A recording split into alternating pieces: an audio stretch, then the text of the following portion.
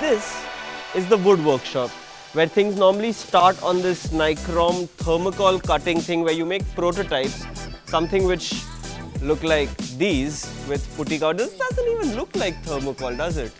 The students are clearly hard at work right here, using different tools here, different tools there. There's a lot of grinding going on, and look at this. They've got workshops to get familiar with all the tools. The foundation generally involves working on wood, using all of these laid out hand tools to make stuff like this. And you have this wooden lathe, which I think you use for carvings and stuff. So I'm just going to switch this on. You can show me what you're doing.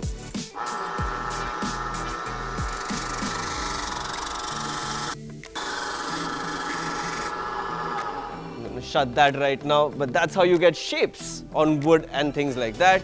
And besides that, you also have this CNC router, which does cool things like make designs and stuff. Okay, this stuff is intense, and all students who come here to UID get their hands on with all of these tools at the wood workshop.